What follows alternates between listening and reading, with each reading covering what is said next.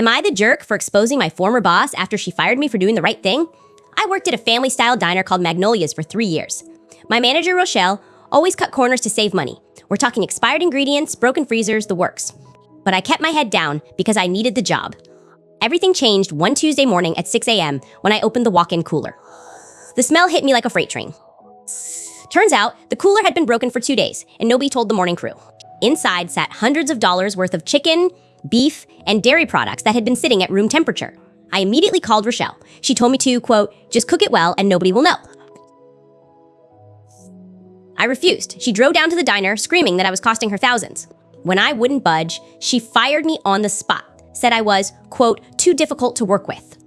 Here's where it gets interesting. I had been documenting safety violations for months, just in case. Photos, dates, everything.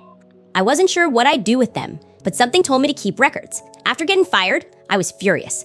Not just for me, but for every customer who could have gotten seriously sick. So I compiled everything into a clear, organized report. Every violation, every time Rochelle told us to ignore expiration dates, every broken piece of equipment she refused to fix. First, I sent it to the county health department. Then I posted a detailed review on every platform I could find.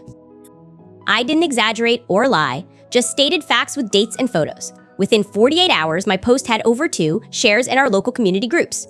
The health department showed up for a surprise inspection 3 days later. They found everything I'd reported and more. Magnolia's got slapped with a temporary closure and a massive fine.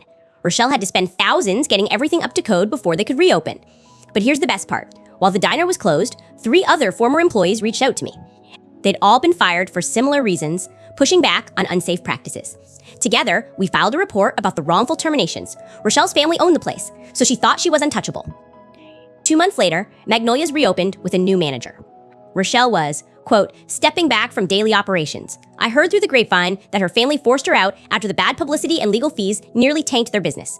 The new manager actually follows health codes. Imagine that. I ran into Rochelle at the grocery store last week. She called me vindictive and said I ruined her life over, quote, being a little flexible with rules. I told her she's lucky nobody got hospitalized, or worse from her, quote, flexibility. My mom thinks I went too far and should have just found a new job quietly. She says Rochelle has kids to feed and I cost her everything. But my dad says sometimes doing the right thing isn't easy, and public safety matters more than one person's convenience. So, am I the jerk for exposing my boss after she fired me? What would you have done if you found out your favorite restaurant was serving spoiled food?